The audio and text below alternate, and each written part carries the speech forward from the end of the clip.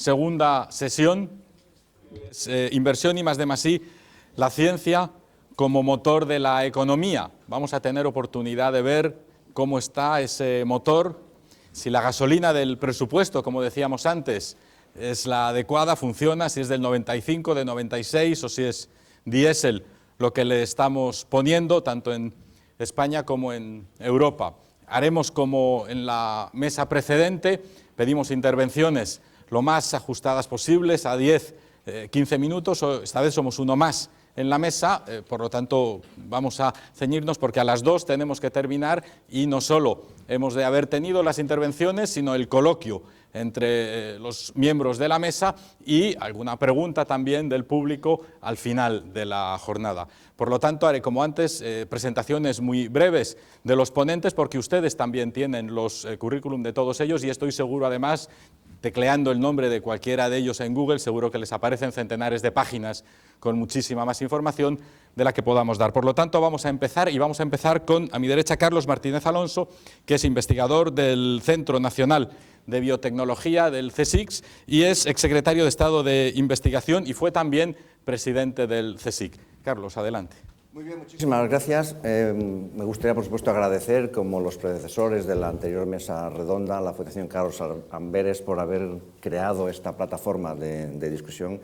I hope la traslación es correcta para que nuestro invitado extranjero sea capaz de percibirlo.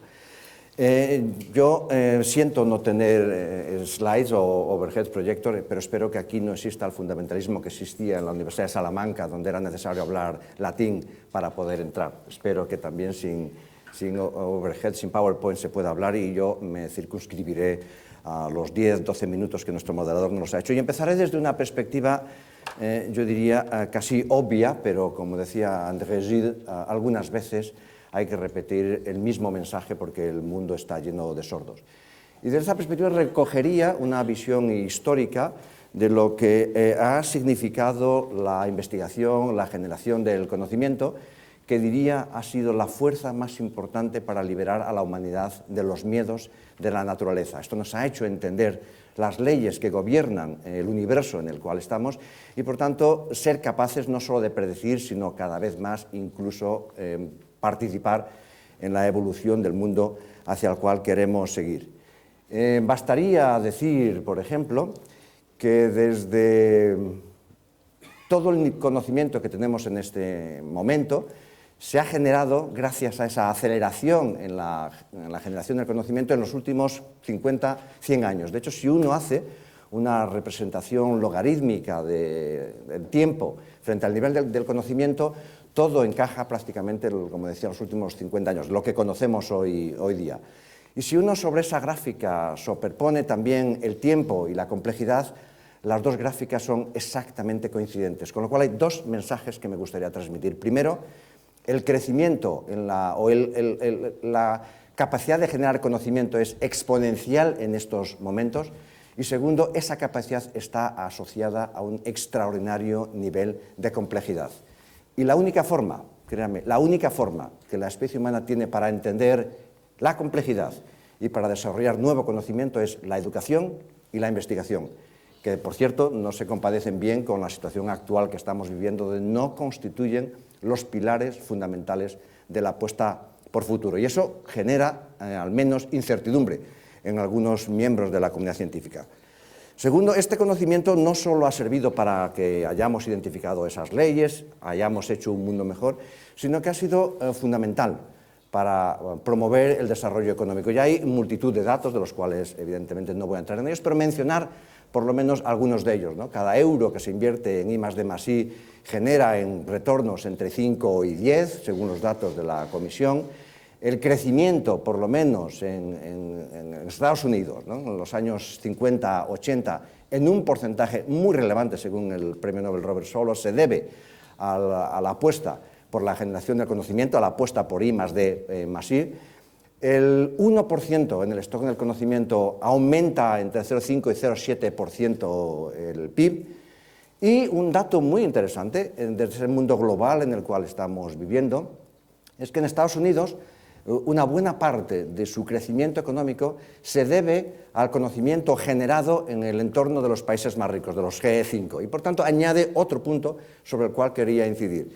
El conocimiento que generan unos pocos o todos sirve fundamentalmente para mejorar la competitividad y el crecimiento económico en aquellos países que están más capacitados. Y por tanto, si quedamos excluidos no solo de contribuir a generar conocimiento, sino en la capacidad de adaptar y transformar ese conocimiento, cada vez nos descolgaremos más de nuestro futuro presente.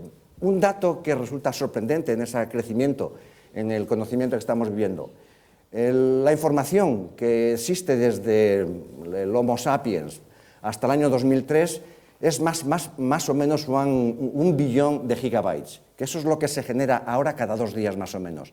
En el año 2010, que son los últimos datos, por lo menos que yo he leído, una información que habíamos generado son 35 trillones de gigabytes.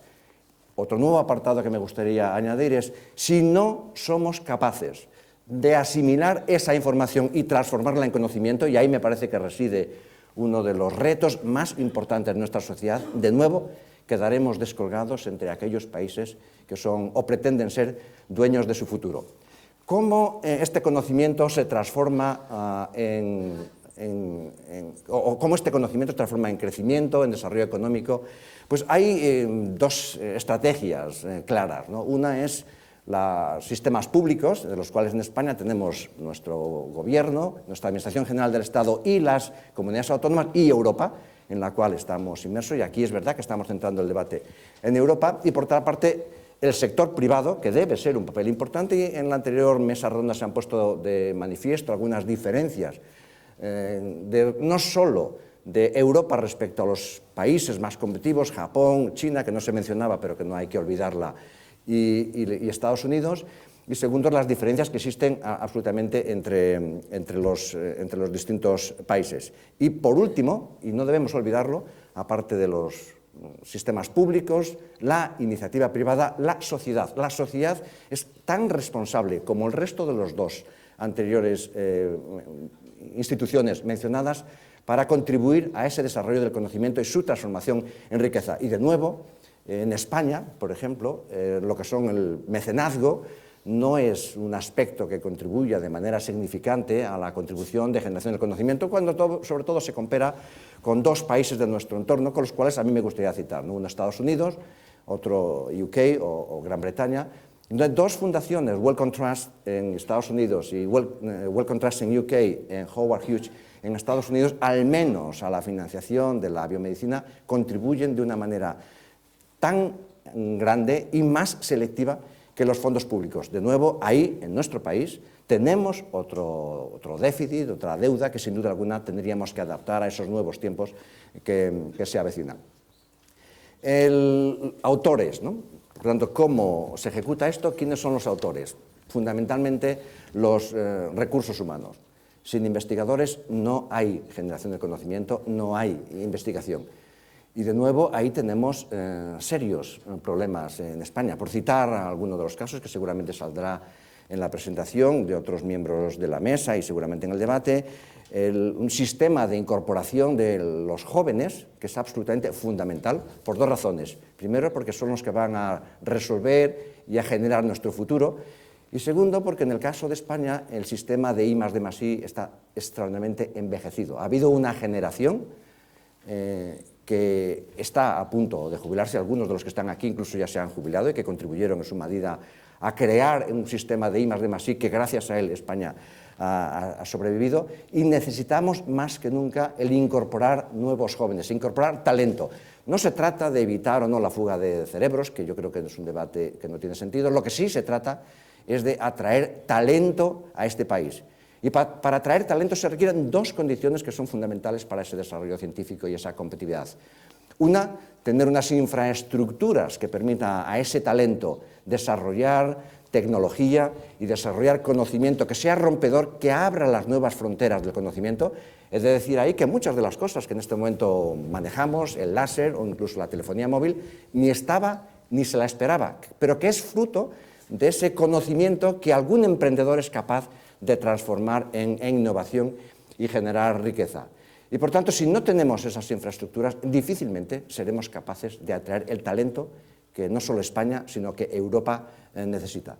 Y por último, se necesita evidentemente la financiación. Sin financiación, y esto yo recuerdo de mi etapa en los gobiernos, que me decían, hay que ser creativo. Y es verdad, por supuesto que hay que ser creativo.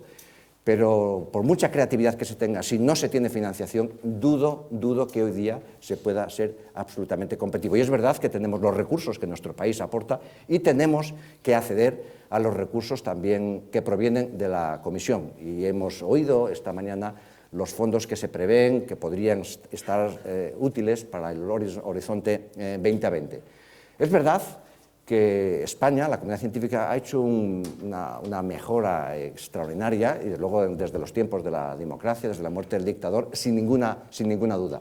Pero también es verdad que cuando uno analiza ese nivel de productividad, estamos llegando a un plató, seguimos produciendo, y de hecho, gracias, yo diría, a la generosidad y a la dedicación de esa generación de científicos a los cuales hacía referencia anteriormente, hemos pasado de estar en el puesto 30 y tantos en el número de publicaciones científicas a estar en este momento en el 9º, que dicho así parece que debería ser autocomplaciente, nada más lejos de la realidad. Estamos en el 9º puesto en términos de producción, en términos de masa, pero no lo estamos en términos de calidad. Y el reto, sin duda alguna, es contribuir a generar calidad. Pero no lo estamos en España y tampoco lo existe en Europa. De hecho, uno de los objetivos de Horizonte 2020 es duplicar el número de publicaciones que la comunidad científica europea incluye entre el 1% de las publicaciones más citadas, porque estamos más de 2 veces por debajo en el rate de citaciones que los Estados Unidos o Japón en este momento hacen. Y por tanto, ese es uno de los objetivos.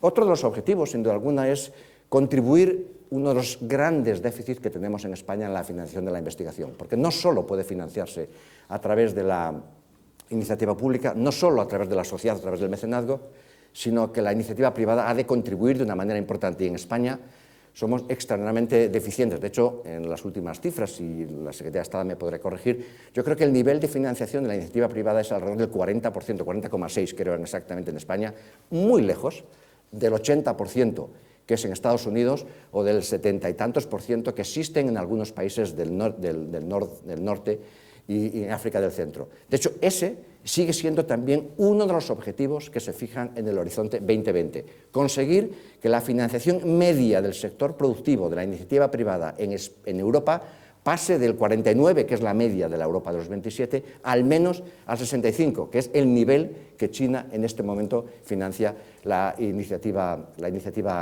privada. Y por último, para terminar en estos 10 minutos, me gustaría añadir que conseguir ese nivel de competitividad requiere sin ninguna duda una estabilidad en el marco presupuestario.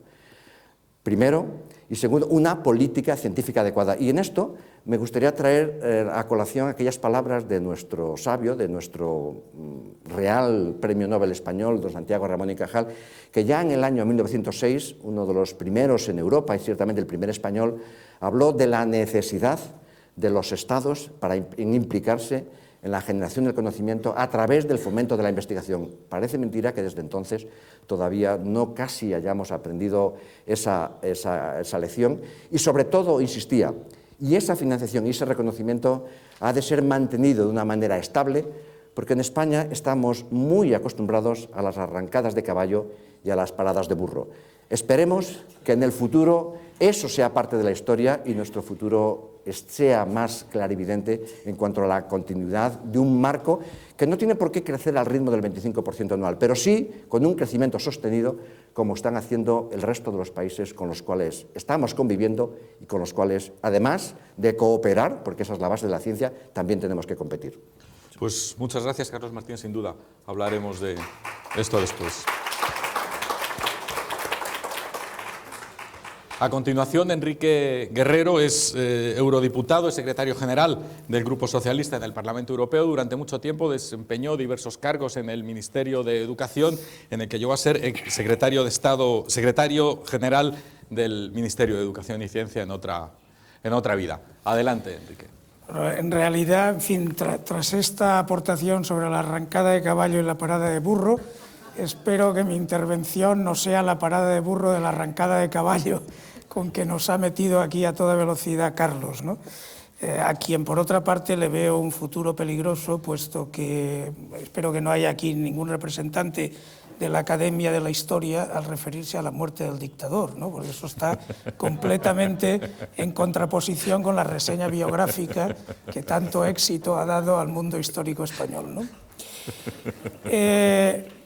Yo tenía también preparada una parte de intervención a la que no voy a renunciar sobre el papel de la ciencia en el avance de la humanidad. Lo voy a recortar en todo caso y lo voy a referir en cuanto al presente y al futuro. Ninguno de los grandes retos que tenemos en estos momentos y que vamos a tener en el inmediato futuro pueden resolverse sin una gran aportación de la investigación y de la ciencia. Desde el cambio climático, en el que no solamente nos jugamos qué tipo de futuro tenemos, sino el hecho mismo de que tengamos futuro, a la cuestión energética, a la seguridad alimentaria, a la provisión de agua, todo eso está articulado en el futuro de la humanidad en torno al avance científico.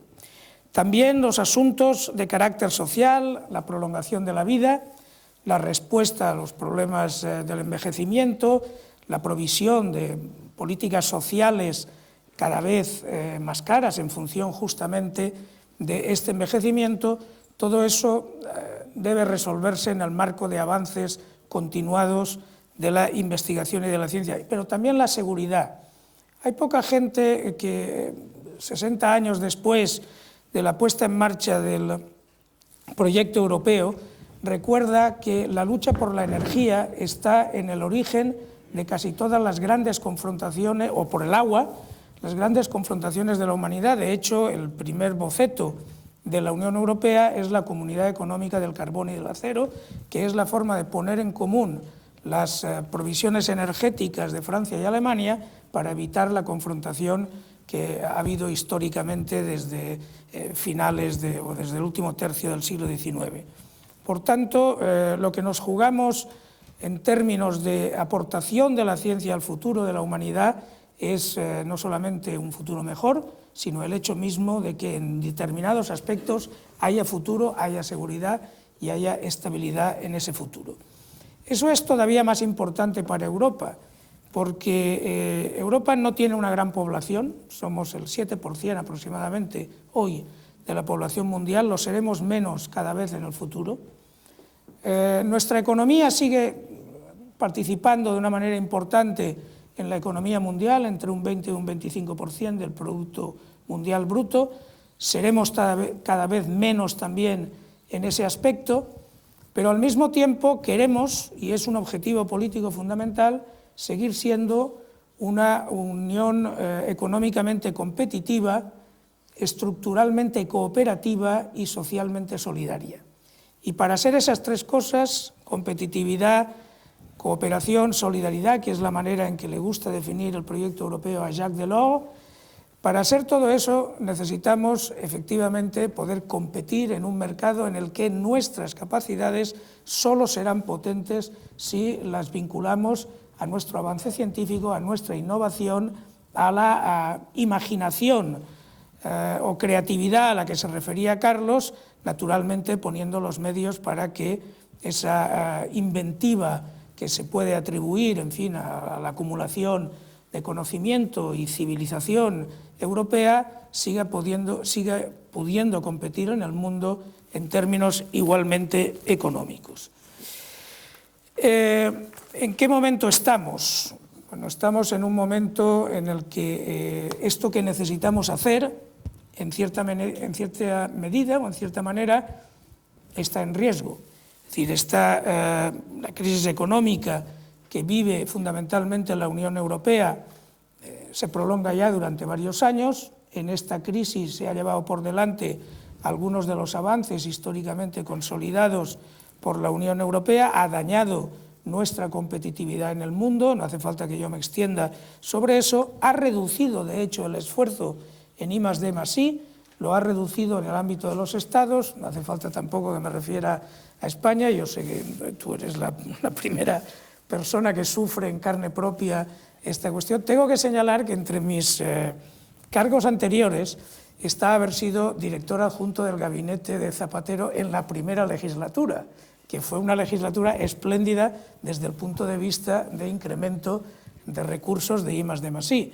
Y, en fin, como aquí supongo que no se filtran las cosas, yo de vez en cuando digo que cuando yo estaba en Moncloa todo funcionaba bien, pero me marché al Parlamento Europeo y vino la crisis económica y, en fin, y ni siquiera Rajoy está siendo capaz de resolverlo. Paso al siguiente punto, por el que de hecho ya me hemos invitado aquí, y agradezco la invitación que se me ha proporcionado, y es un poco cuál es la posición del Parlamento Europeo respecto del marco financiero plurianual y en lo que respecta específicamente al programa marco de ciencia de cara a 2020. En primer lugar, hay que señalar, subrayar, creo que no es gratuito y creo que nos debe satisfacer, que la persona que en el Parlamento Europeo, la eurodiputada que en el Parlamento Europeo está encargada de elaborar el informe del Parlamento sobre la propuesta de la Comisión y, por tanto, también entrar en las negociaciones correspondientes, es nuestra eurodiputada balear, que, en fin, está a cargo, digamos, de este informe, pero no es la última vez o la única vez que se ha manifestado el Parlamento Europeo en torno a este proceso, porque ha habido ya informes anteriores, citaré 3 de ellos: el informe Carvalho, el informe Audy y el informe Matías, que el Parlamento reconoce que ha sido recogido en la propuesta que la Comisión ha formulado al respecto. El Parlamento subraya algunos puntos importantes que valora positivamente en la propuesta que ofrece la Comisión, ¿no? Voy a referirme a algunos de ellos. En primer lugar, el que se integre todo en un solo programa, desde la cadena de investigación fundamental al mercado, por tanto, que haya una lógica de integración en un solo esfuerzo, que haya un apoyo más fuerte a la investigación relacionada con los retos sociales y globales, que haya un enfoque mayor hacia la competitividad para aumentar el valor generado por las industrias europeas, que se incrementen las oportunidades para los científicos, que haya un mayor énfasis en la multidisciplinariedad, que haya un enfoque más amplio de la innovación, que incluya también la innovación social, y que haya algo más de simplificación. Teresa Riera, que es nuestra diputada, está, como he dicho, implicada, subrayando estos puntos que considera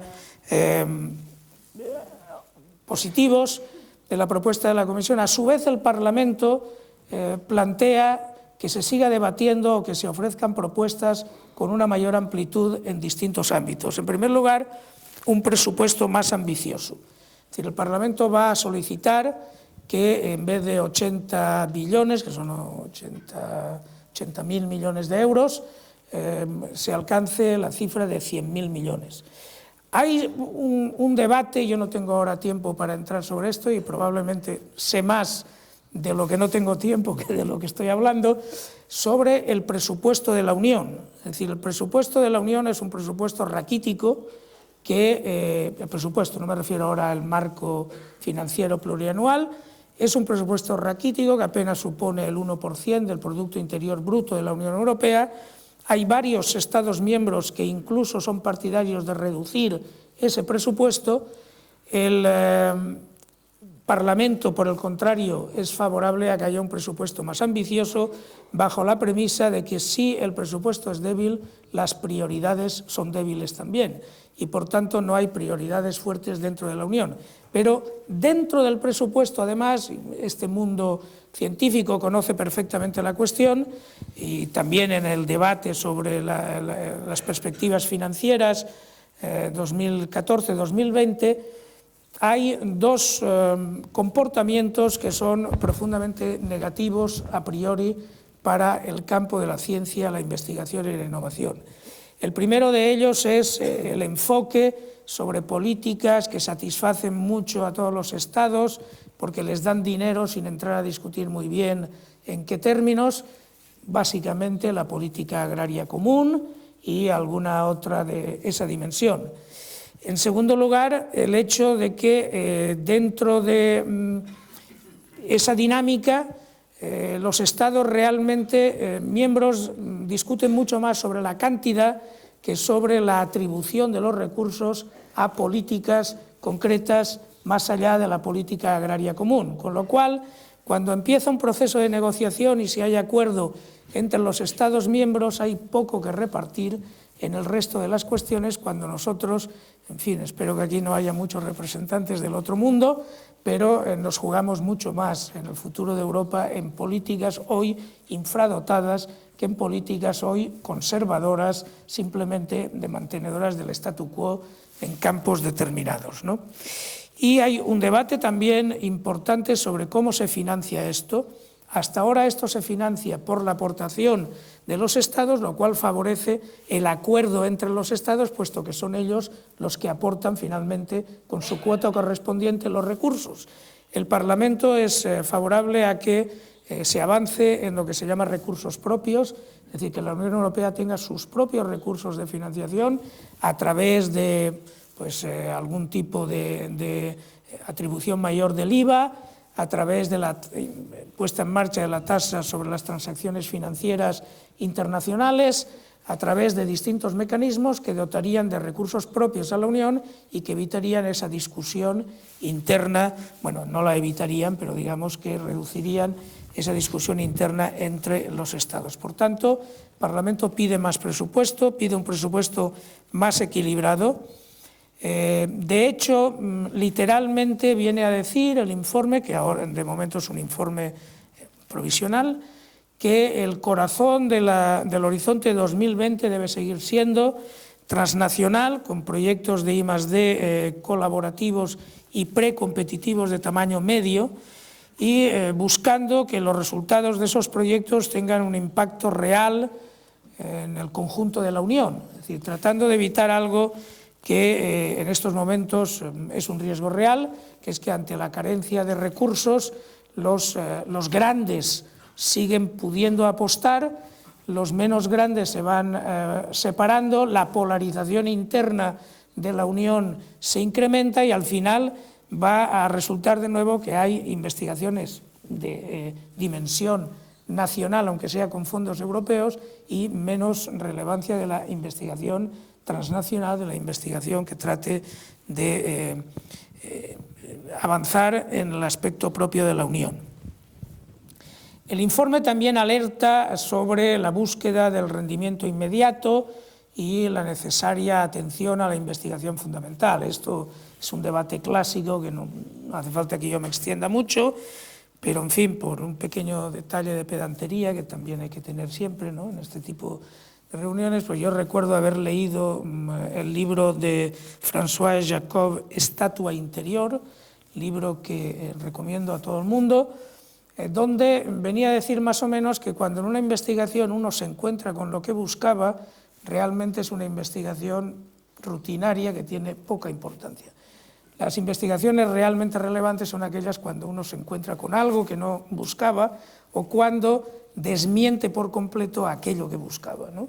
Y por lo tanto, la investigación fundamental es una investigación absolutamente básica, quiero decir, es absolutamente fundamental para el avance de la ciencia, para que Mila Candela, que está aquí, no se meta conmigo.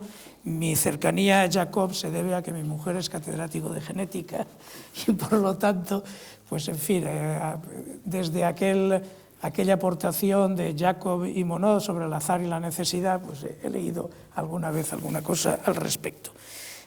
Voy concluyendo. El informe alerta también sobre el riesgo eso de que unos pocos acaben capturando la investigación de la Unión y pide una mayor gestión centralizada en el ámbito de la Unión. Luego señala que deberían establecerse objetivos cuantificables para contrastar la puesta en marcha del Horizonte 2020, para evaluarlo continuadamente, objetivos que podían tener la contribución que está teniendo al incremento del PIB, la competitividad en términos de exportación e importación de las empresas europeas, puestos de trabajo creados, número de organizaciones implicadas en la investigación, empresas, patentes, etcétera. No te preocupes, que es la última fase. Y bueno, hay algo que a algunos de los presentes les interesará, que es una lucha constante, que es la mejora y la garantía de las condiciones laborales de los investigadores, si queremos revertir la fuga de cerebros y queremos realmente, en fin, apostar por un elemento fundamental, los recursos humanos.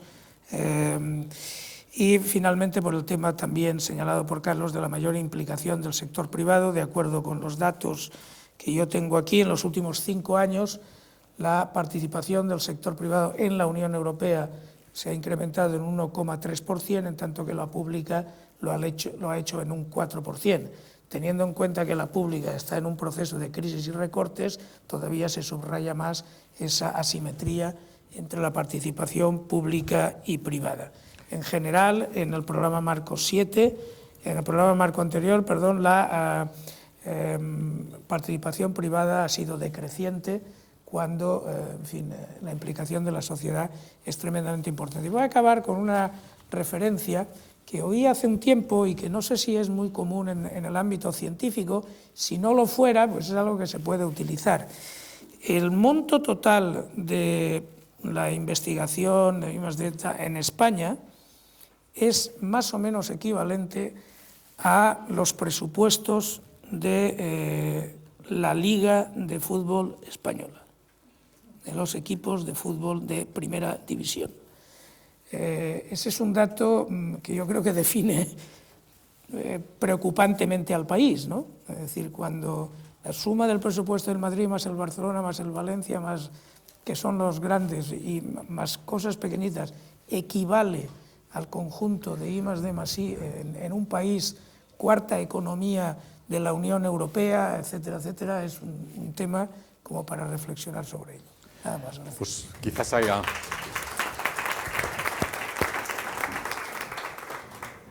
haya también en el debate a continuación, va a intervenir Félix Rot, que es investigador del Pensadero CEPS de Bruselas y es coautor de Europa, la estrategia 2020.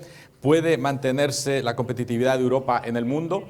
Adelante, Félix, cuando quieras. Muchas gracias por invitarme a participar en este panel. He traído este libro de Bruselas, La Estrategia de la Unión Europea 2020, donde Daniel Gross es coautor.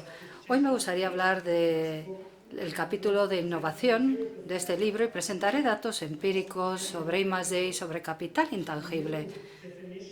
Una nueva definición, una definición más amplia de innovación en la que he estado trabajando en los últimos 4 años, dentro del programa Marco 7, financiado por la Dirección General de Investigación.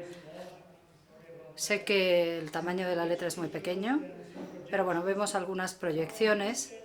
Vemos que el gasto de I+D en Estados Unidos, China y los 27 países de la Unión Europea durante estos años, bueno, lo que vemos, y esto es lo más importante, es que hay un aumento lineal en los 27 países de la Unión Europea.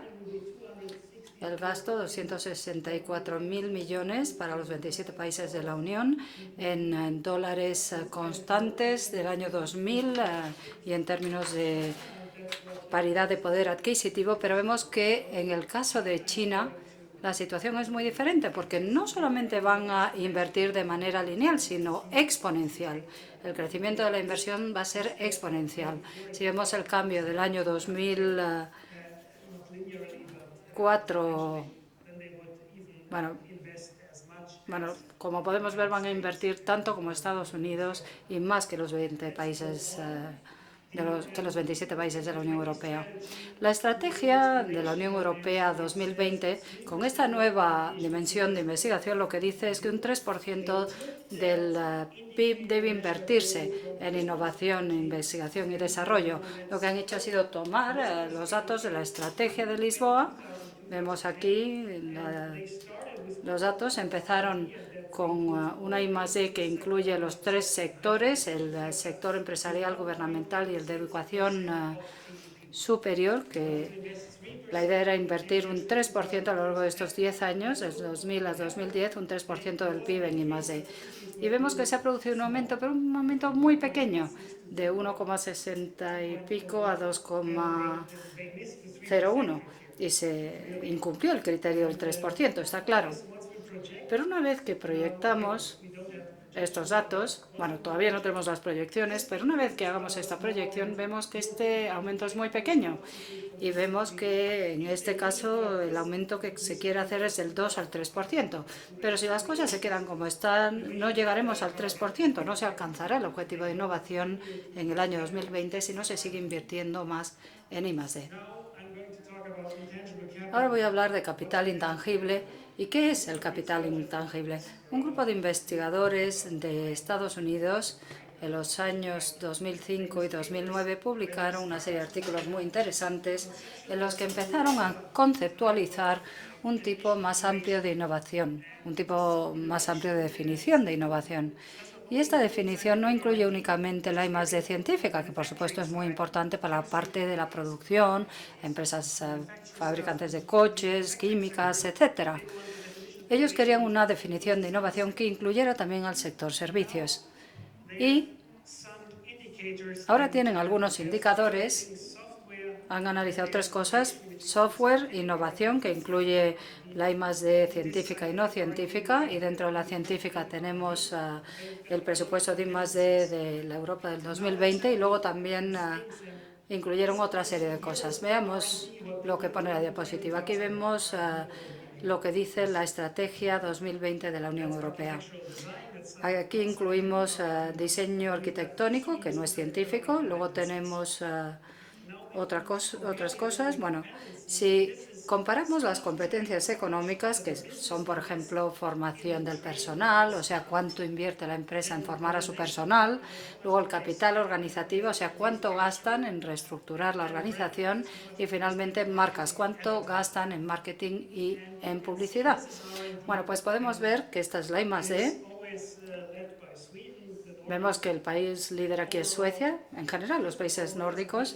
¿Pero qué quiere decir cuando hablamos de capital intangible? Bueno, pues vemos que hay más inversión en innovación en estos países. De hecho, en Suecia estamos hablando de un 9% del PIB. Pero hablemos ahora de España, porque estamos en España y seguro que les interesará. Aquí está España, en esta situación, a la izquierda. Invierte más que Grecia, eso sí, pero la verdad es que no invierte demasiado en I+D. Vemos que en España no se invierte mucho en I+D. En términos de I+D, España estaría a la izquierda del gráfico, porque no invierte mucho. Y no solo España, los países mediterráneos en general no invierten lo suficiente en I+D y en innovación. Estamos hablando aquí de la I+D+I científica. Estoy de acuerdo con el anterior ponente que la investigación y la educación son los motores del crecimiento. La educación y la innovación son muy importantes para el crecimiento económico. Y vemos que España no solo invierte muy poco en I+D científica, que es muy importante para las empresas y las fábricas, sino que tampoco invierte mucho en marcas, ni en capital organizativo, ni en estructura organizativa. Y podemos ver que hay otros países que invierten mucho más que España en estas áreas. Esto es lo que quería decir sobre España.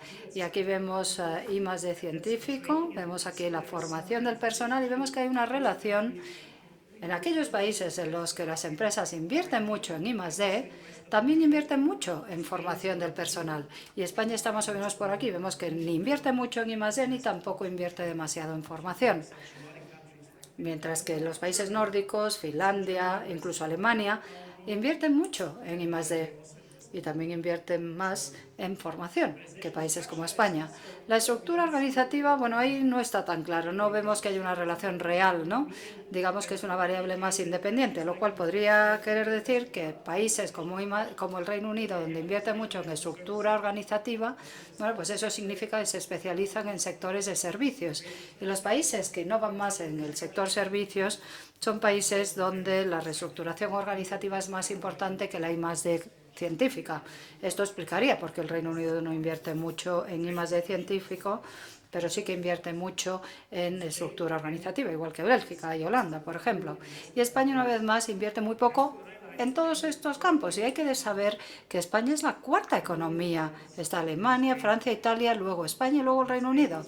España, como digo, es una de las grandes economías y, sin embargo, sus resultados en términos de I+D y demás son muy malos. En algunas cosas España no lo hace bien y como España es una economía muy grande, eso es un problema no solo para España, sino para Europa en general. Aquí vemos las inversiones en capital tangible comparado con el intangible. Vemos que España invierte bastante en capital tangible, o sea, maquinaria, por ejemplo, construcción, pero como hemos visto antes, no invierte mucho en intangibles. La comparación entre tangibles e intangibles, vemos que en el caso de España la relación es negativa porque no se invierte mucho en intangibles y vemos que los países más ricos, el ratio entre tangibles e intangibles es mayor. Los países más ricos invierten más en intangibles. La pregunta ¿es eso lo que hace que sean más ricos, el hecho de invertir más en intangibles, o es simplemente algo automático?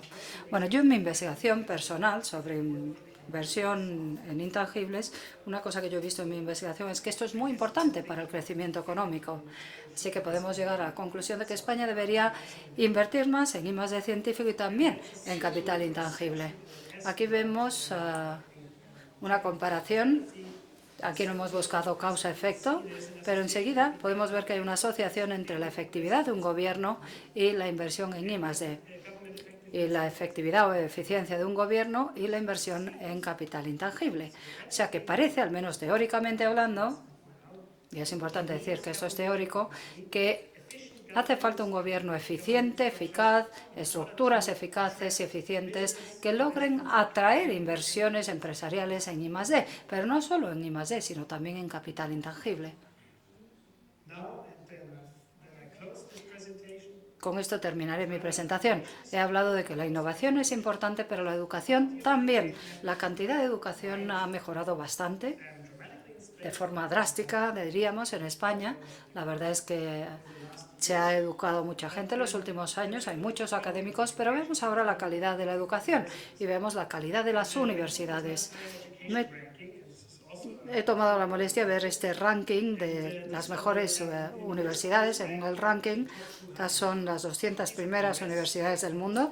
Vemos que Estados Unidos es donde hay más universidades excelentes, seguido por el Reino Unido, luego Alemania. ¿Y dónde está España? Pues aquí.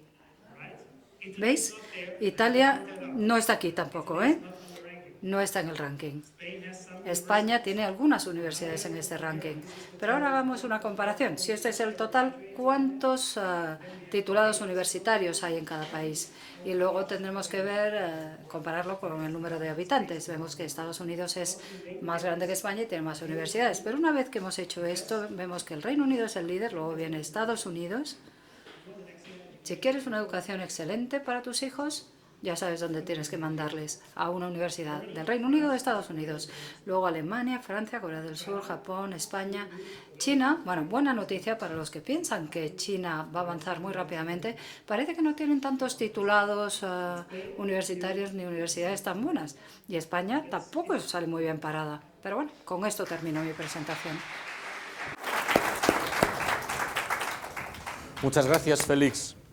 Rod, por su interesante presentación. Hace poco había unos datos, también otro índice de universidades, 50 universidades de menos de 50 años, había 4 españolas entre las 50 más influyentes. Los índices es también un tema interesante para hablar y probablemente salga en el debate. A continuación, Lucía Recalde Langarica, que es jefa de la unidad en el Instituto Europeo de Innovación y Tecnología de Cooperación Universidad Empresa, en la Dirección General de Educación y Cultura en la Comisión. Adelante. Buenos días. En primer lugar, quería agradecer a la Fundación Carlos de Amberes por haberme invitado a tomar parte en este muy interesante debate. Y quería disculparme porque la única transparencia que va a estar en español es esta. Las demás van a estar en inglés, pero en cambio mi intervención será en español. Y quizás quería aclarar desde el principio que el punto de partida que yo he tomado no es exactamente focalizado en la ciencia, sino en la innovación. Porque la ciencia, como va a aparecer ahora, y espero que no sea una observación muy atrevida, es un ingrediente absolutamente necesario, pero no suficiente para poder contribuir a la innovación. La importancia de la innovación en el crecimiento económico está claramente demostrada y no voy a hablar de ello, además otros ponentes ya han hablado de ello. Lo que sí que me gustaría incidir un poco es algo que también Carlos Martínez ya acaba de decir, y es la paradoja de la innovación en Europa. Y es que tenemos una base científica excelente, pero realmente uno de los grandes desafíos y uno de los grandes retos a los que vamos a tener que hacer frente es cómo traducir, cómo llevar al mercado ese producto del conocimiento y transformarlo en productos, servicios y nuevos modelos de negocio. Y me gustaría ilustrar esto con dos ejemplos. El primero de ellos muestra cómo contribuyen a la innovación las compañías, las empresas, en función del periodo en que han sido creadas. Y si tenemos en cuenta además lo que Carlos Martínez acaba de decir, que el conocimiento se está duplicando y se está acelerando en los últimos años, lo que vemos es que la contribución de las empresas que se han creado en el último cuarto del siglo pasado, del siglo XX, a la innovación en Europa es solamente un 2%. Mientras que en Estados Unidos esto representa un 21%. Con lo cual podemos deducir de esto que el desfase entre la producción de conocimiento y la traducción, el despliegue de este conocimiento en el mercado está aumentando de una manera significativa. Y que en Europa dependemos todavía de una gran manera de aquellas empresas que se crearon en el primer cuarto del siglo XX. Entonces yo creo que este debería ser un elemento que deberíamos pensar, porque uno de los grandes desafíos va a ser cómo podemos utilizar y crear empresas de alto valor tecnológico, utilizando esa excelencia tecnológica que tenemos y poderlas convertir en los Google o en los Facebook del futuro. Y este es otro ejemplo, y mi compañero Stefan Lehner ha hablado esta mañana del garaje. Les puedo decir que no nos hemos puesto de acuerdo, aunque los dos hemos venido a Bruselas. Y probablemente en España sea más fácil crear una empresa en un garaje en los temas de ruido, aunque habrá muchas otras dificultades para poder crearlo. Pero realmente hay un problema muy claro en Europa, que es el espíritu emprendedor. Las instituciones educativas hoy en día, y permítame si también soy un poco provocadora, están educando a los estudiantes, a estudiantes excelentes para que sean asalariados, pero no a que establezcan sus propias actividades y a que sean realmente emprendedores. Entonces deberíamos pensar cómo podemos motivar a nuestros excelentes científicos, a nuestros estudiantes, para que generen estas actividades en Europa. Los estudiantes europeos que van al Silicon Valley son tan emprendedores como los asiáticos o los americanos. Entonces tenemos que pensar cuáles son los elementos del ecosistema que hacen que estos europeos, cuando van allí, realmente se les inocule el virus de la emprendeduría y se atrevan a crear las empresas allí. Hay elementos reguladores, como ha dicho Stefan Lehner esta mañana. Ciertamente el capital de riesgo y la falta de un mercado europeo de capital riesgo es un elemento muy importante, pero hay otros. Y hay otros que están muy ligados a la educación y sobre todo a la cultura. Tomar un riesgo, tener una actitud un poco innovadora y tomar ciertos riesgos en Estados Unidos es un elemento, cuando ven el currículum de una persona, pues es un elemento positivo. Aquí es un elemento que va a penalizar a una persona para el resto de su carrera profesional, con lo cual uno se lo va a pensar muchas veces antes de decidirse a saltar a la piscina y crear su propia empresa. Y otro elemento en el que también han hablado los demás ponentes que me gustaría incidir, estamos en un contexto de revolución tecnológica, de complejidad, como ha dicho Carlos Martínez, de aceleración, y el conocimiento no está en silos, los científicos por un lado, las empresas por otro y las universidades por otro. Y esto lleva a que se tengan que crear nuevos modelos de trabajo y de interacciones entre todos estos actores de los procesos de conocimiento.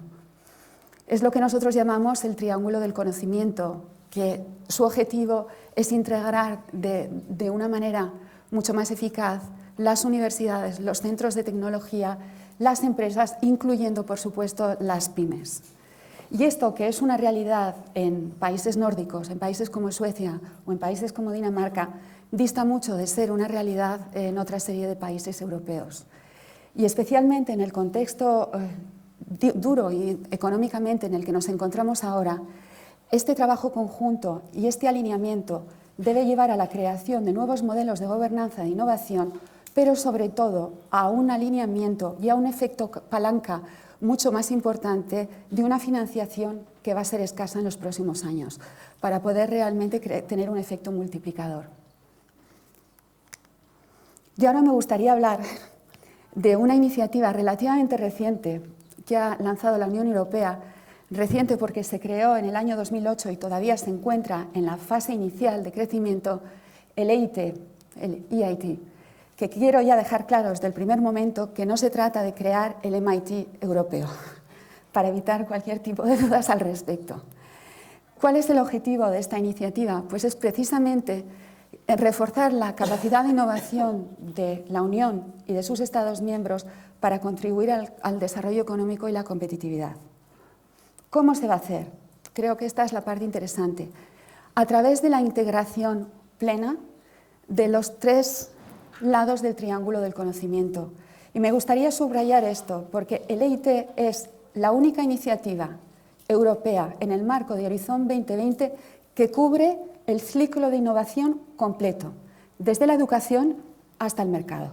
Hay muchas iniciativas que cubren una parte, especialmente ha habido muchas iniciativas en el pasado que se han focalizado en estimular la cooperación entre la industria y la investigación, pero esta es la única que incluye la educación como una parte integrante y en pie de igualdad con los otros dos lados del triángulo. Y me parece esto significativo porque la educación ha sido muchas veces, si puedo permitir, el pariente pobre y el patito feo que se ha dejado y que no ha participado plenamente en los procesos de innovación. Entonces, ¿qué intenta? ¿Cuáles son los objetivos de este EIT? Primero, generar ideas y que estas ideas se puedan traducir de una manera relativamente rápida en nuevos productos, servicios y modelos de negocio. Segundo, acelerar que los descubrimientos científicos ya en el laboratorio, ya allí, se pueda estar pensando en cómo se pueden traducir en beneficios en términos de mercado o en términos de la sociedad. Y este segundo punto creo que también es muy importante, hemos hablado de él. Y tercero, que es también muy importante, es que a través de nuevas titulaciones podamos transformar el sistema educativo y que nuestros estudiantes brillantes puedan tener los conocimientos y las habilidades para que puedan convertirse en los emprendedores de mañana. ¿Cómo opera el EIT? No voy a entrar en detalles. El EIT opera a través de lo que se llama las comunidades de innovación y conocimiento. KICS es la abreviatura en inglés, que saldrá mencionado varias veces. Entonces, prefiero decir lo que los KICS no son para aquellos que están familiarizados con el programa Marco. No son redes ni son consorcios, son asociaciones. Y me parece muy importante porque estas asociaciones están plenamente integradas. ¿Cuál es el valor añadido de estos KICS?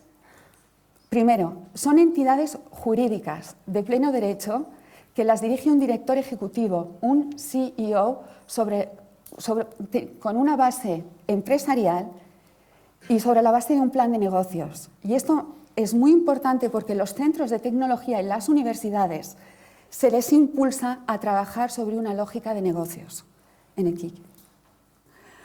Otro elemento muy importante es que combina una perspectiva a largo plazo estratégica con una flexibilidad anual.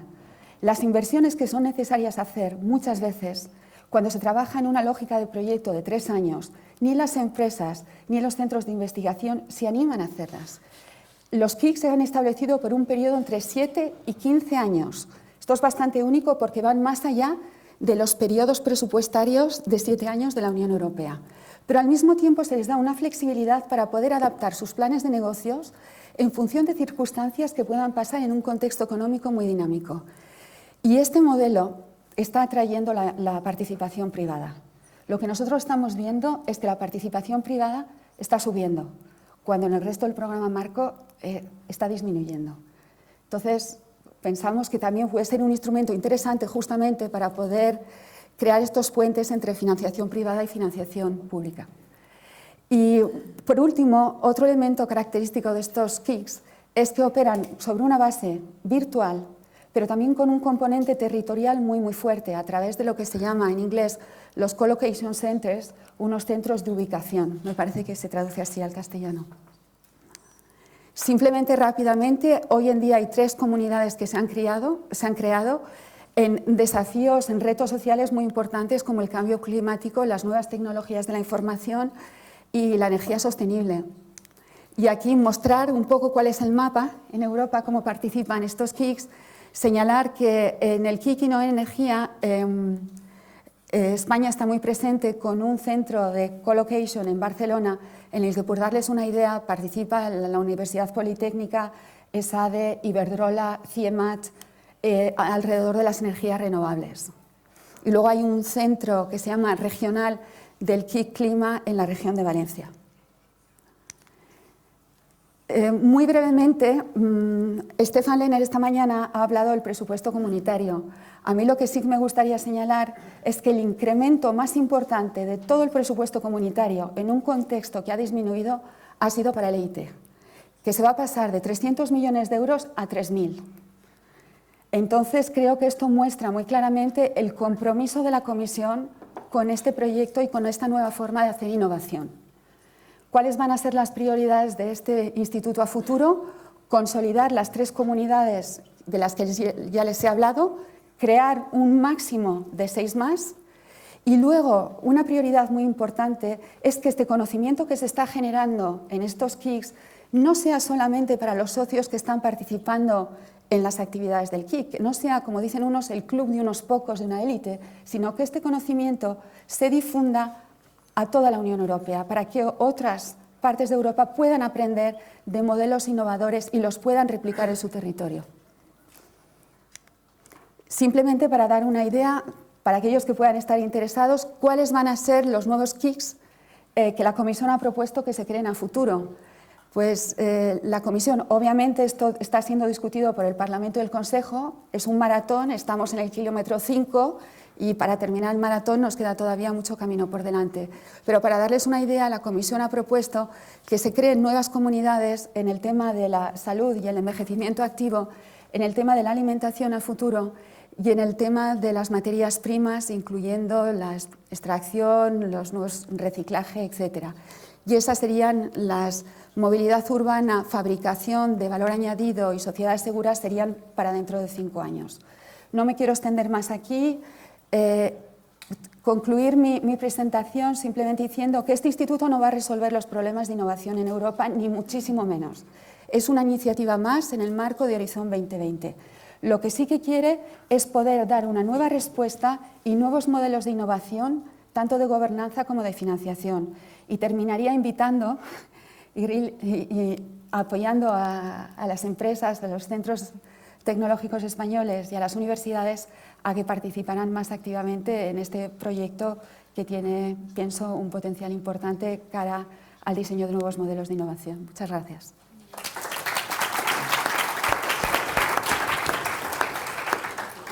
Muchas gracias, Lucía Recalde. Para terminar esta primera ronda va a intervenir Carmen Vela, es la secretaria de Estado de Investigación, Desarrollo e Innovación y además durante mucho tiempo ha sido conocida de todos nosotros, sobre todo de los periodistas, todos le hemos hecho alguna entrevista porque era el alma, la directora de una empresa de Ingenasa, lo cual nos permitirá sin duda en el coloquio que nos hable con el alma de la empresa tecnológica y con el alma actual de la gestora en la Administración. Adelante. Muy bien, muchas gracias. Bueno, pues cuando alguien se pone en esta posición para comentarles a ustedes la primera iniciativa, pues hablaremos también, como todos, ¿no?, de ideas y de opiniones, pero me parece que por la responsabilidad que me ocupa, cada día ustedes esperan que más que mis ideas les cuente un poco más acciones, y me salía acciones y ejecuciones, pero he decidido quitar la palabra ejecución, no vayan a pensar ustedes que está relacionada con disminuciones presupuestarias, con acciones y hechos, de lo que realmente estamos nosotros haciendo en este panorama, en este esquema que hemos comentado de la ciencia en Europa. Y casi me alegro de tener que hablarles a ustedes de cosas que vamos o que estamos haciendo, porque ha habido muchas muy interesantes opiniones y muchas y muy interesantes ideas, y a lo mejor no hubiera estado yo al nivel comparable de igualarlas o de superarlas. Lo que sí haré, si a ustedes les parece bien, y como han salido cosas, ideas interesantes, pues comentarles si estamos pensando en esas mismas ideas y si estamos, de hecho, trabajando sobre ellas. Pues al muy poco tiempo de incorporarnos a la Secretaría de Estado, y como es lógico, después de la sorpresa presupuestaria, a la que prometo no volver a hacer referencias a lo largo de mis 10 minutos, definimos una estrategia, una serie de acciones que nos permitan trabajar y ubicar todas las actividades de la Secretaría de Estado dentro de ellas. Como no podía ser de otra manera, una tenía que ser el desarrollo de la ley de la ciencia. Era casi un mandato legal y en él estamos. Otra de las acciones tenía que ser obligatoriamente, y eso sí, a la luz presupuestaria, aunque probablemente tampoco fuera imprescindible, priorizar. Es decir, cómo íbamos a organizar con creatividad y con poco presupuesto la situación o la organización de la ciencia en España. Esto nos llevó, es muy rápido y es muy sencillo. Hay que priorizar con un criterio, y el criterio no es el de reparto en partes proporcionales, sino que el criterio es de excelencia. Pero eso no ha habido que pensar mucho. La ciencia se mueve por calidad, se mueve por excelencia, y créanme ustedes que ese va a ser el criterio de priorización que nosotros vamos a utilizar. En un tercer apartado, y en la línea de esta deficiencia de financiación pública, de financiación privada, y concretamente de financiación, solo financiación privada, no financiación y ejecución, no la actividad que hacen o no hacen las empresas, sino de lo que es la financiación privada, y en línea con lo que comentaba Carlos Martínez, de las referencias de otros países que lo están haciendo muy bien. Son entidades que no tienen por qué ejecutar ellos la financiación, pero sí apoyarla. Hemos empezado a trabajar y les diré que vamos muy adelantados. Yo creo que en un par de semanas tenemos ya un documento sobre 4 grupos de trabajo que se organizaron dentro de la Secretaría de Estado, con todos, con esta palabreja que se utiliza, los stakeholders de financiación en España, desde fundaciones, bancos, grandes empresas. Hemos hecho 4 grupos de trabajo para estudiar mejores condiciones o diferentes condiciones, cuando menos, de impacto fiscal sobre la I+D+I. Hemos trabajado sobre fondos éticos, sobre responsabilidad social corporativa y sobre mecenazgo, como se comentaba, y micromecenazgo. Esperamos tener el documento, ya les digo, en fechas próximas, y si todo nos acompaña, hacer para el mes de septiembre, octubre, una reunión donde seamos capaces de explicar a todos en general a qué conclusiones hemos llegado y cómo podemos movernos. Yo les diré que una vez dentro de la Secretaría de Estado he estado muy gratamente sorprendida, porque yo pensaba que era menor la financiación privada. Es decir, existen fundaciones, existen entidades, existen empresas, bancos que realmente están apostando por la investigación, y que incluso en estas épocas que no son las mejores siguen apostando. Incluso más les diría, y espero poder concretar los hechos con no mucho tiempo. En esta línea, otro tema importantísimo es el aspecto internacional. La ciencia, sin tener un carácter global, pues vamos mal, no tiene mucho sentido. Y no tiene mucho sentido porque ya se ha visto que no solamente tenemos que ser capaces de hacer cosas nosotros, sino estar preparados para hacer cosas que hagan otros. Y esa es una manera de enriquecerse. Las barreras y las cajas sin continuidad y sin comunicación no aplican a este sistema. Y dentro del aspecto internacional no cabe duda que la Unión Europea, y es el tema que hoy aquí nos concilia, es extraordinariamente importante. España está en este escenario. Yo creo que hemos participado razonablemente bien, pero ese razonablemente bien dista mucho de ser bien. Es decir, no estamos consiguiendo los retornos, ni siquiera los económicos, y son importantes, pero no solo son los más importantes. Yo creo que el capital relacional y las posibilidades de interacción entre nuestros científicos, nuestros tecnólogos, nuestros innovadores y los de por allá afuera es fundamental para poder crecer, pues no lo estamos haciendo del todo bien. Es bien cierto que estamos mejorando. Cuando uno repasa los datos de participación y de interacción en el 6º programa marco con respecto al 7º, hemos mejorado. Y cuando repasan las primeras convocatorias del 7º programa marco con respecto a las últimas, también estamos mejorando. Hay margen todavía para hacerlo mejor. Nuestras empresas están participando bien. Los datos de los que disponemos es como 2,5 veces mejor que la media de las empresas europeas, pero nuestras universidades están participando a la mitad de lo que lo hacen las universidades europeas. Es decir, tenemos margen. Y como tenemos margen y como creemos que estamos en Europa y que tenemos que ser unos actores importantes en Europa, donde ya representamos una potencia desde el punto de vista económico, pues hemos iniciado dentro de la Secretaría de Estado actividades para potenciar la participación europea. Y esto no es solamente venir aquí y decirlo, sino ponernos a los hechos. Y los hechos son, por un lado, crear incluso gestores de proyectos europeos, que vamos a sacar una convocatoria muy próximamente, en la que ustedes verán personas que sean capaces de ayudar, de solventar lo que siempre se comenta, las trabas administrativas, las dificultades, el trabajo extra que tiene que caer sobre investigadores e innovadores para preparar los proyectos europeos, al mismo tiempo que hacer todo lo que podamos en formación general para implementar, por ejemplo, la participación de nuestros investigadores, que los tenemos y son excelentes en muchos casos en programas del ERC. No estamos tampoco obteniendo los retornos que nos merecemos, aunque algo mejor en Starting Grant, mucho menos en Advanced Grants. Y tenemos posibilidades de hacerlo, queremos colaborar con esto. El día, creo que es 10 y 11 de septiembre, organizamos un curso en la Universidad Menéndez Pelayo a propósito de la excelencia en la ciencia y de la participación en ERC. Hay otras muchísimas actividades que poco a poco se las iremos comunicando. Como no tenemos que trabajar solamente en el presente, porque séptimo programa marco, estamos a año y medio vista de su finalización, lo que tenemos que hacer es posicionarnos muy bien para el próximo, para ser capaces de jugar en Europa, que la ciencia en España juegue en muy buena posición. Y eso, vuelvo a insistir, va más allá del tema presupuestario. El presupuesto se habrá citado esta mañana y se citará los 80 billones que pueden acabar en 100 si el Parlamento Europeo tiene éxito, lo cual no está mal. Si somos capaces de participar bien, podemos estar hablando de 1.000 millones por año para la ciencia española, algo bastante interesante, incluso 10.000 millones para las pymes, a las que luego me referiré, pero además de esto, lo más importante es que a la hora de definir el programa, a la hora de poner qué es lo que vamos a hacer y cómo lo vamos a hacer, la ciencia y la innovación española esté desde el principio. Y para eso hemos hecho un enorme trabajo, empezamos a los brevísimos días de haber tomado posesión de la Secretaría de Estado, empezamos a trabajar en estrecha colaboración con la presidencia danesa, que se había impuesto un calendario extremadamente rápido para llegar al día de ayer, con la aprobación de la orientación general parcial. Esto es un nombre complicado, es decir, la gente de Bruselas ya lo entiende, ustedes algo así como el primer borrador en el que todos estamos de acuerdo y a partir de aquí nos ponemos a trabajar, pero es un primer paso importante y les decía, se aprobó ayer.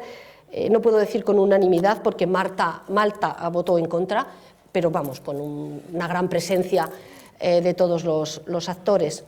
Y ahí hemos participado mucho y hemos hecho un enorme ejercicio de reflexión, hemos interaccionado con muchos actores del sistema para que nos veamos reflejados, para que no nos pase lo que otras veces, es que este programa no nos gusta, no tenemos ciencia española ahí, o los instrumentos que se están discutiendo pues resulta que no nos acomodan. Hay que estar desde el principio y es el ejercicio que estamos haciendo para luego obtener todos los retornos en el momento adecuado. Además de esta actividad internacional, nos quedaba otra de estas líneas, estrategias o de actividades que nos marcamos en la Secretaría de Estado y que no podía ser otra como la de los recursos humanos. Se ha comentado, voy como ven pisándole, pero por detrás a Carlos Martínez la mayor parte de sus puntos. Los recursos humanos, ya se ha dicho, es el futuro. Es verdad que tenemos que trabajar en el presente, pero es el futuro. Sin las personas que hagan ciencia y en un sistema lamentablemente tan anciano como el que tenemos en España, se dan citas que realmente preocupan mucho, como que en la Agencia Estatal Consejo Superior de Investigaciones Científicas la media de nuestros investigadores está en torno a los 57-58 años. Hay quien lo rebaja a 54, pero en cualquier caso estamos en una situación muy preocupante. Tenemos que trabajar en los recursos humanos, ¿no? Incluso en situaciones de deficiencia presupuestaria. Quiero que sepan que para nosotros son la primera prioridad.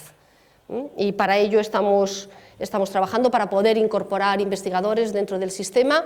No vamos a pelear mucho que sean funcionarios o no funcionarios, lo que queremos son personas que trabajen de una manera estable, como también se ha comentado. La ciencia necesita, yo no voy a decir lo de caballo, pero lo que no podemos movernos es en picos de sierra, porque los picos de sierra son extremadamente lesivos, ni le sacamos el máximo rendimiento cuando hay más dinero y desde luego empeoramos mucho cuando hay poco dinero, porque los efectos de arrastre limitan las actuaciones presupuestarias.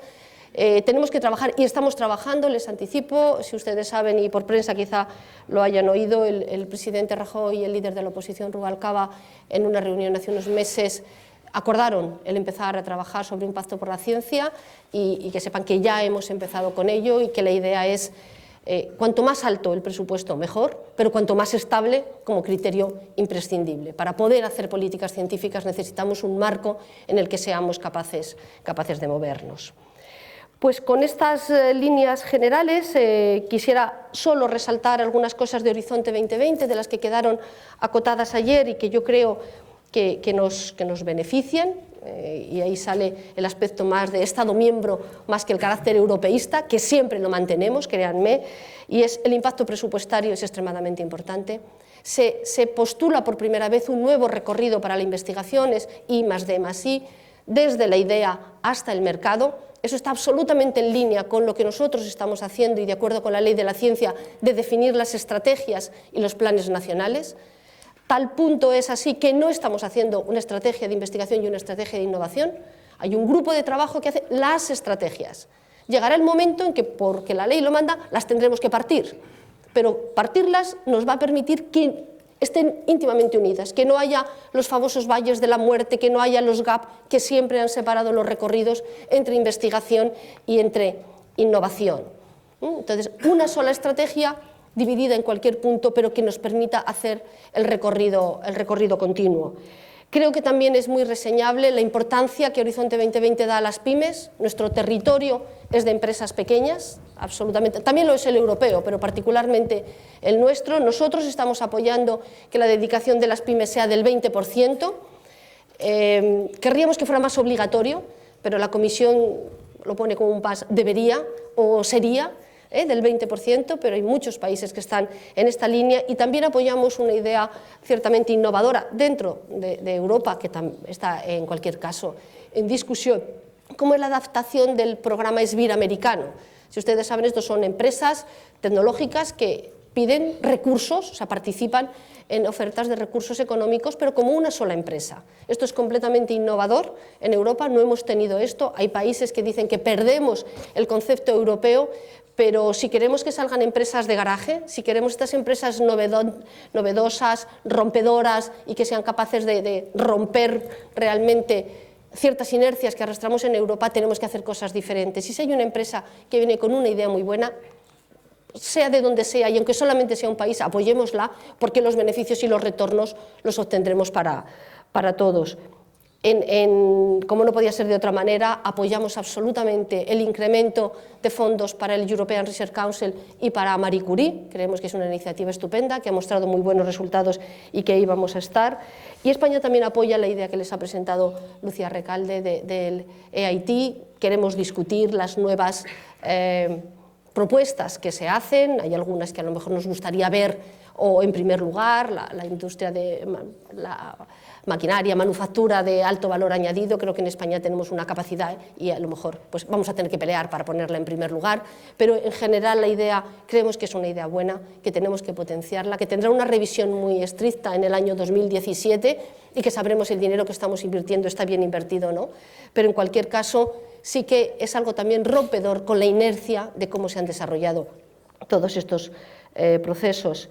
Quiero terminar aquí y desde luego estoy ya a su disposición para preguntas más detalladas de las acciones o los hechos que estamos moviendo. Muchísimas gracias.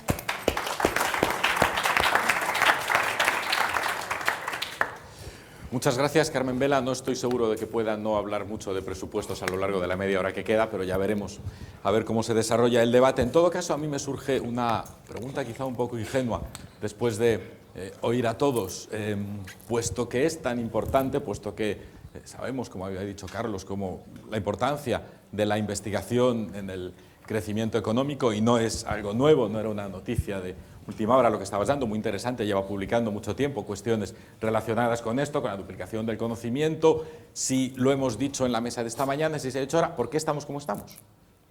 ¿Por qué si sabemos que la investigación es tan importante como el crecimiento, pues resulta que reducimos los presupuestos que llevamos, no ahora mismo, sino desde hace mucho tiempo, no se ha invertido todo lo que se debía haber invertido para haber logrado resultados mejores? Tenemos los ejemplos de Estados Unidos, pero de otros países, que hace que Europa esté como está y no haya hecho lo que parece evidente que tenía que haber hecho desde hace años. Y hacemos una primera ronda, porque estoy seguro de que todos ustedes tienen opinión sobre esta simpleza. Sí, puedo romper la simpleza.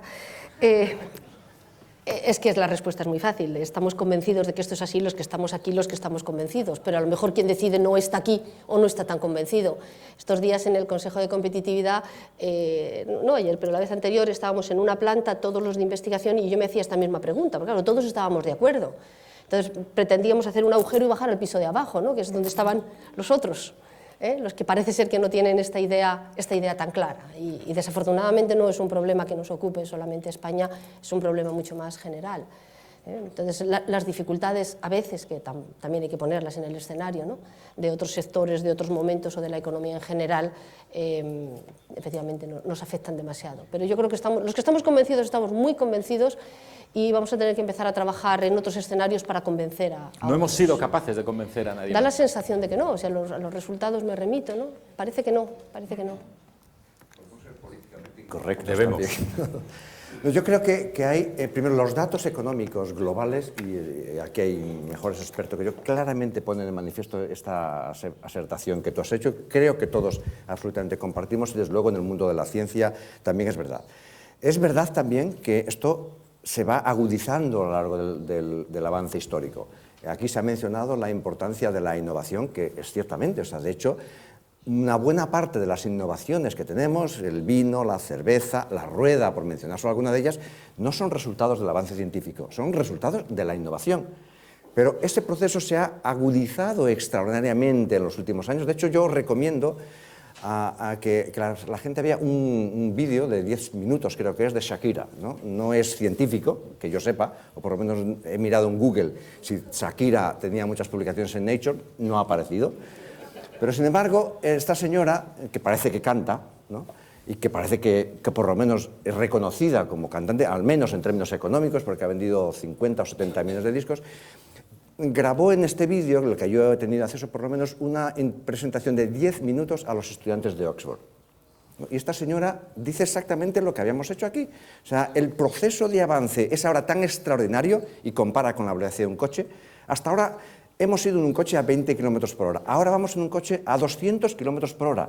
Y usted, es posible que si no invierte en educación y en investigación, ya no se suba al coche, sino ni siquiera va a ver al coche. Y recomienda a los estudiantes de Oxford, tienen ustedes una extraordinaria responsabilidad para dar cuenta de lo que va a ser la sociedad del futuro. Y los estudiantes de Oxford están absolutamente encantados. ¿Qué ha pasado con los políticos? Oiga, hay políticos de todo tipo.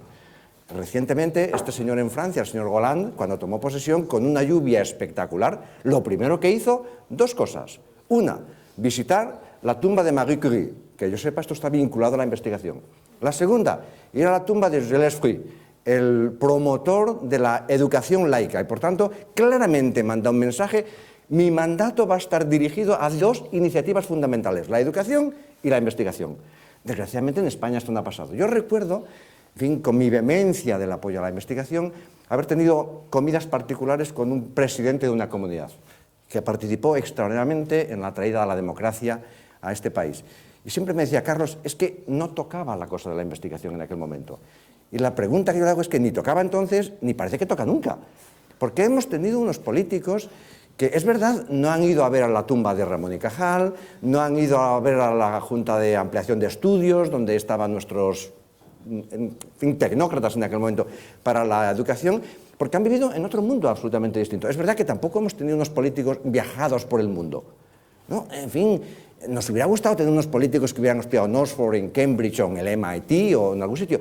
Desgraciadamente no hemos tenido estos políticos, y a lo mejor nuestro país es lo que es porque nos incorporamos tarde al fenómeno de la educación, porque nos hemos incorporado muy tarde al fenómeno de la creatividad, porque hemos tenido 40 años de dictadura mientras otros países ya estaban participando en una dedicación, en una libertad que nosotros tuvimos mucho más tarde. Y todo esto hace que tengamos un fenómeno de histéresis, como llaman los físicos, y de retraso en puesta en marcha de todas estas iniciativas.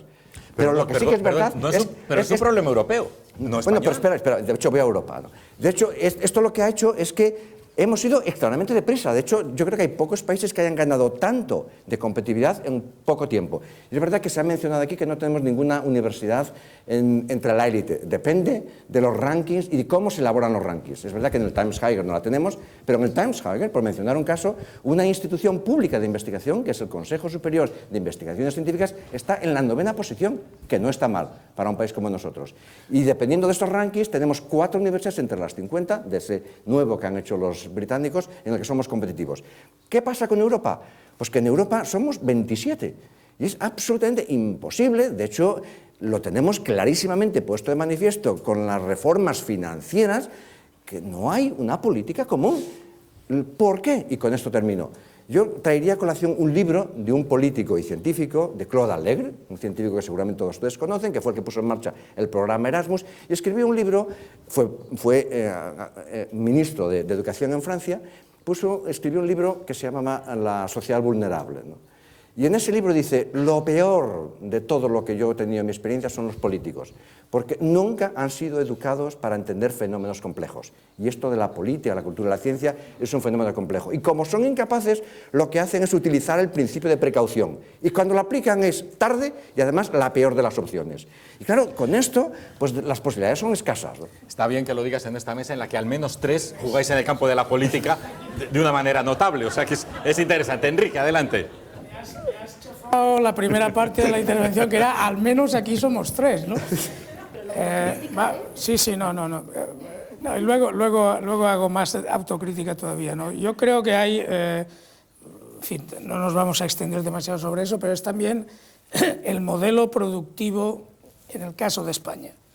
Es decir, aquí hay un modelo productivo que durante décadas, a pesar de que nos ha ido muy bien en términos cuantitativos, y nadie puede negar el avance que ha tenido este país en los últimos 30, 40 años, lo que se quiera, pero hay suficientes estudios sobre que es un modelo de captación del regulador, que es un modelo de aplicación de patentes provenientes de fuera, en vez de, en fin, que es un modelo económico que en la última etapa además ha estado centrado en la inversión inmobiliaria por el flujo de capitales que venían de fuera, y todo eso, pues en fin, se ha hablado mucho en términos de juventud, que durante pues, prácticamente una década el sistema educativo se ha despoblado en sus segmentos superiores porque era altamente rentable ir a una economía que no estaba produciendo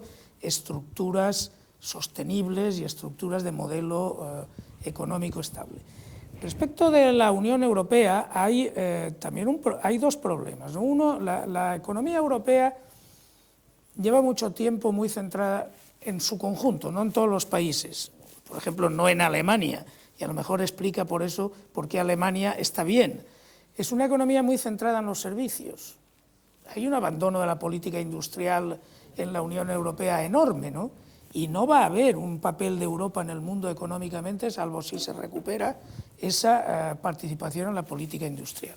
Luego está el problema al que hacía referencia Carlos, que a pesar de que hablamos de la Unión Europea, etcétera, etcétera, cuando hablamos de moneda, hay 17 que están en el euro y 10 que no lo están. Cuando hablamos del modelo social, Reino Unido está fuera del modelo social europeo. Cuando hablamos de políticas, en fin, del tratado fiscal, pues resulta que hay unos que están dentro del tratado fiscal y otros que no están dentro del tratado fiscal.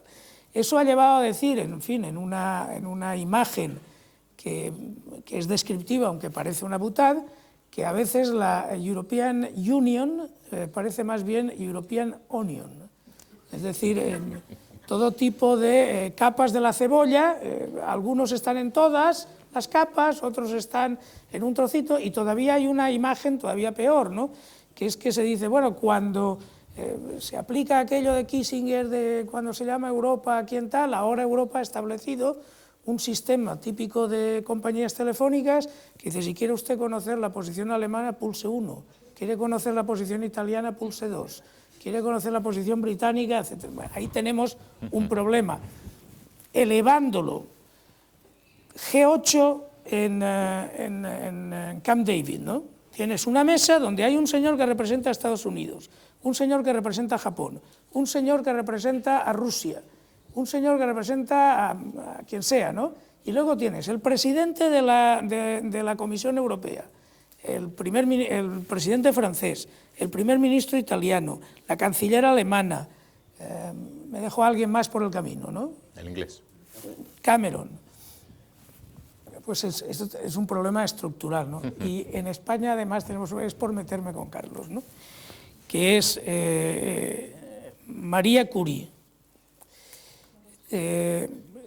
Quiero decir que Hollande se apropia de María Curie y nosotros le ponemos pegas a que Severo Ochoa sea un premio Nobel 100% español. Sí, una interesante diferencia que estoy seguro todos conocemos, trabajando en un sitio. Os agradezco la brevedad y la concisión en las respuestas y os lo voy a agradecer más todavía a partir de ahora porque estoy seguro de que lo vais a hacer más. Vamos a seguir, tenemos apenas 15 minutos, estoy seguro de que hay muchas más cuestiones interesantes, tanto las que yo he anotado como las que se os ocurran a vosotros y sin duda alguna que querrá después el público. A mí hay una que me interesa, ha salido varias veces, los dientes de sierra o la arrancada de caballo, parada de burro. ¿Cómo hacemos para evitar eso? ¿Cómo hacemos ahora mismo para que la formación que hemos invertido, los cajales, no se tengan que ir, no se queden en nada? Es un problema que tenemos ahora sobre la mesa. ¿Qué vamos a hacer para, después de haber empleado 5 o 7 años en la formación de gente de mucho nivel, tenga ahora, quizá no de funcionario, pero sí un sitio, cierta estabilidad para hacer investigación, tanto en Europa como en España? ¿Qué podemos hacer en este sentido?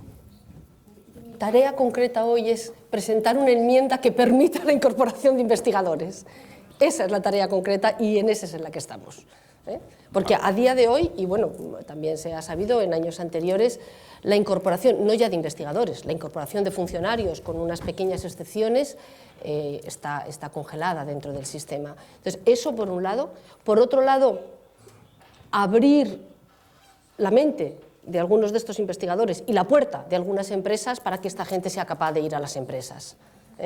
Que eso también, creedme que es importantísimo, si estamos hablando de innovación, de trasvase. Creo que la mejor manera de comunicar lo que hasta ahora hemos llamado los dos mundos, mientras las estrategias y Horizonte 2020 hace que sea un continuo, son las personas. Personas que sean capaces de entender y de moverse en los dos mundos, de valorar lo bueno de cada uno y luego elegir el territorio que quieran. Eso también es concretamente incluso una convocatoria que sacaremos ahora para que los Ramones y Cajales, en la convocatoria de Torres Quevedo, tengan la máxima evaluación técnica para poder incorporarse a empresas. Y otras cuantas cosas así de creatividad que vamos a ir trabajando. En este momento hay un acuerdo entre el presidente de gobierno y el líder de la oposición, la elaboración de un marco de crecimiento sostenible a lo largo del tiempo. ¿No? ¿La ley de la ciencia podría haber jugado ahí un papel? Bueno, la ley de la ciencia se aprobó por una mayoría prácticamente unanimidad y yo creo que es un punto de unión y un nexo de unión extremadamente importante.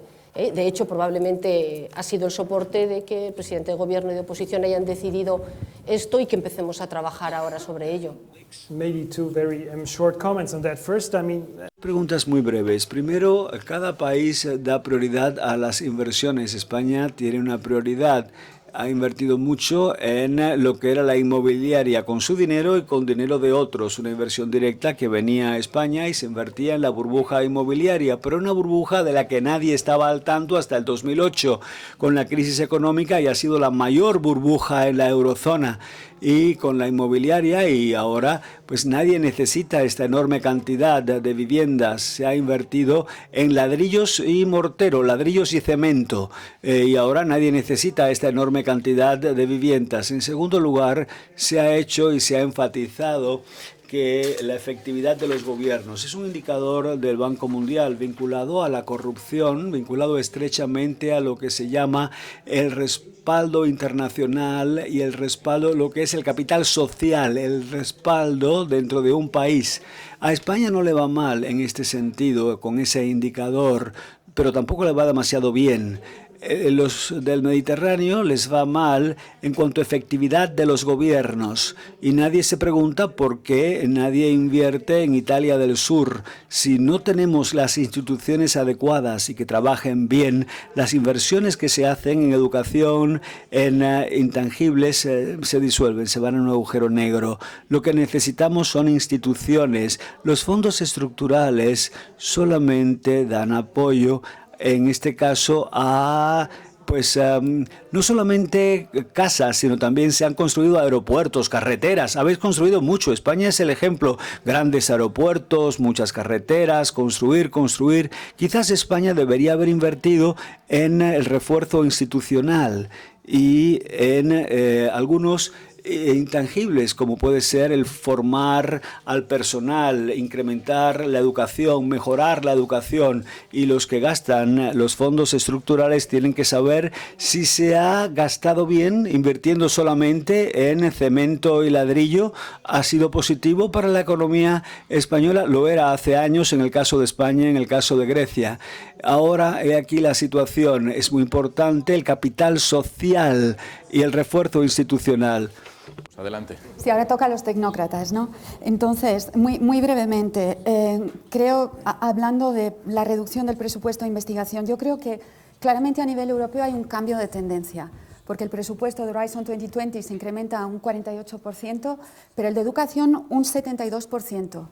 Y es cierto que no se sabe, estamos en plenas negociaciones para ver cuál será la masa global del presupuesto comunitario, pero incluso los contribuyentes netos recientemente han enviado una carta escrita de una manera muy sibilina, pero donde dicen hay que reducir el presupuesto, pero consideramos fundamental la inversión en educación, en investigación y innovación. Y creo que esto es importante, que hay un cambio de paradigma. Al mismo tiempo, creo que tenemos que ser conscientes de cuáles son las potencialidades y las limitaciones de lo que puede ser una intervención, las posibilidades de intervenir a nivel europeo. Estamos construyendo el espacio europeo de investigación, y el espacio europeo de la enseñanza superior llevará mucho tiempo porque está basado en competencias nacionales. Las competencias que tiene la Unión Europea en términos de educación son realmente muy limitadas. Y eso lleva a que haya una diversidad completa en lo que se está haciendo en los modelos de financiación, tanto en investigación como en educación. Y hay países de la Unión Europea, y no voy a nombrar ninguno, donde tanto el presupuesto de educación y el de investigación han aumentado de manera considerable en los últimos 10 años, y se sigue en esa vía. Entonces, creo que llevar a generalizaciones de la Unión Europea, es así o no es así, creo que hay que ser conscientes que dentro de esta familia de 27 países, lo que la caracteriza, especialmente en estos temas, es una diversidad, y una diversidad que cada vez se está haciendo mayor. Entonces, terminaré diciendo que quizás sí que hay una oportunidad, en este caso, de aprender de lo que se están haciendo en otros países, y que, por ejemplo, estas ideas de fomentar que los investigadores puedan ir a las empresas, especialmente a las pymes, esto se iba haciendo en ciertos países europeos desde hace muchos años, es quizás la mejor manera de poder contribuir a acelerar a la aceleración tecnológica de estas empresas a través del talento, a través, como ha mencionado Carlos antes, ¿no? Entonces, ese sería mi último mensaje, que quizás hay una oportunidad de ser creativos en este contexto, ver qué se está haciendo en otros países, y en un contexto de recursos limitados, cómo podemos inteligentemente no copiar, porque los contextos son muy distintos, pero inspirarnos de buenas prácticas que se están haciendo en otras partes en Europa. Carlos, ¿querías hablar? Muy bien, yo por no ser pesimista, pero sí decir que a veces algunos, a los que ya somos un poco agnósticos y mayores, las palabras no nos bastan. Y para ello les voy a leer una cita, la voy a leer literalmente, y les pediría a ustedes si la identifican con qué persona dijo eso en aquel momento. El texto es un texto muy cortito, y el moderador me va a permitirlo, son un minuto. Dice: después de los esfuerzos gigantescos que hemos hecho para llegar a donde hemos llegado, es imposible retroceder. Está en juego el futuro de Alemania, el destino de Europa y la misma civilización occidental. Un retraso, incluso por muy pequeño, sería una catástrofe. Una oportunidad como esta no volverá a dársele a Europa jamás, en muchos decenios. Yo, por mi parte, declaro que mi destino político está irrevocablemente ligado a esta causa. Investiguen ustedes quién dijo estas palabras. Seguramente muchos los han oído. Estas palabras las dijo nada más y nada menos que el señor Hitler a von Paulus en la toma de Berlín. O sea, que las palabras a veces pueden llegar a emborracharnos, lo importante son los actos. Bueno, volvemos entonces a los actos. Hay otra cuestión que me parece interesante, ha salido de refilón, la implicación pública y privada en la ciencia, la implicación privada, desde un famoso estudio de cuando Enrique estaba en el ministerio entonces, que se llamaba EPOC, ya mostraba que en algunas empresas cuanto más inversión pública había en ciencia, menos inversión privada había. Los datos que se han dado de incremento, de crecimiento, los datos, tú me parece, Enrique, entre la pública y la privada son muy distintos. ¿Cómo hacemos para involucrar la empresa privada en el desarrollo científico?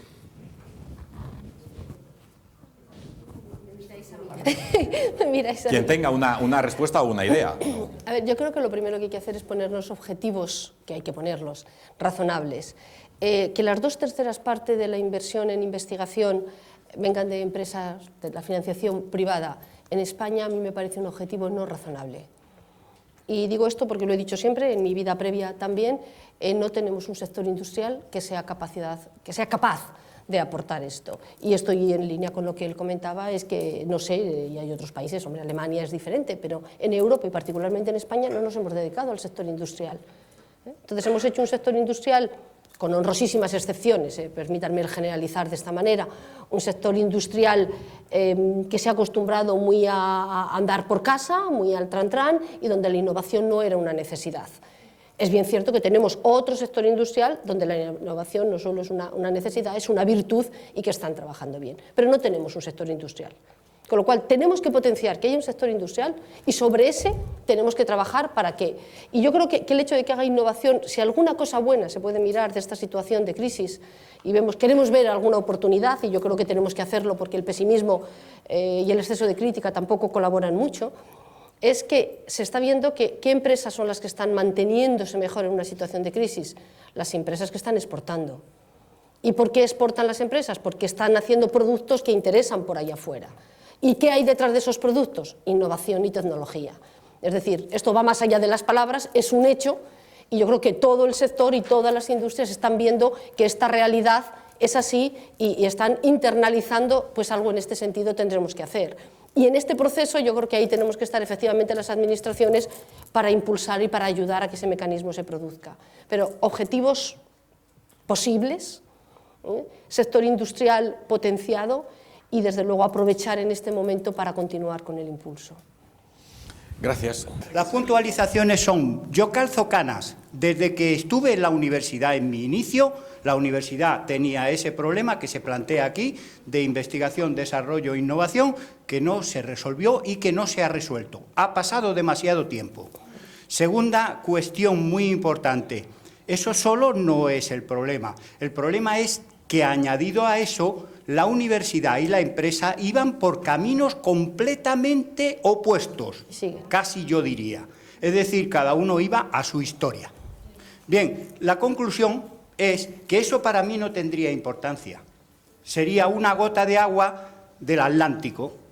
El problema es que eso mismo ocurre en montones de cosas que al final nos han llevado a donde estamos. Y, por último, la petición. Aquí hay personas relevantes que pueden influir en un grado importante en el tema. Por favor, inténtenlo por todos los medios. Nada más, el minuto escaso. Perfecto, muchas gracias. Estoy seguro de que se intentará. Una pregunta, no me gustaría que fuera... pero ¿qué le diría la Carmen Vela, directora de Ingenasa, a Carmen Vela, secretaria de Estado, sobre el presupuesto? Pues le diría lo que le dice Carmen Vela a Carmen Vela, secretaria de Estado. Las personas cambiamos de ocupación, pero no podemos cambiar de planteamiento ni de manera de pensar. Le diría que el presupuesto es malo, y lo he dicho como secretaria de Estado y lo sigo diciendo. No, ustedes lo saben, es un presupuesto malo. Algo que queremos, y yo he querido siempre, que se siguiera manteniendo de una manera continuada y estable. porque yo también peino canas, pero lo que pasa es que gracias a la innovación, pues estas son las ventajas. Entonces, desde ese tiempo yo también he visto esos esquemas que no nos han funcionado y he querido que realmente se resolvieran. Con este presupuesto lo tenemos difícil, eso es verdad, pero también les quiero decir que una vez reconocido eso, lo que tenemos que hacer es ponernos a trabajar, ver el sistema cómo lo hacemos más eficaz, dónde están las fisuras, que las hay. Aquí se ha hablado de ladrillos, también en ciencia hemos puesto una cantidad abundante, importante de ladrillo, que no sé yo cómo nos va a llevar. Es decir, tendremos que buscar las fisuras y ir cerrándolas. Muy claras ideas con respecto a lo que usted decía, el vivir de espaldas. Queremos que las personas sirvan de modo de comunicación, queremos olvidarnos ya de la innovación y la investigación, queremos hacer continuos. Es verdad que hemos tardado mucho tiempo y hemos vivido mucho tiempo de espaldas. Esto no va a ser de hoy para mañana. No lo vamos a resolver de hoy para mañana. ¿Cómo? Con este presupuesto no vamos a dar solución a muchos de los problemas. Lo que sí queremos hacer, se ha hablado antes de la gasolina y el motor, ¿no? Yo he puesto ese ejemplo muchas veces. Tenemos un motor que no está muy bien.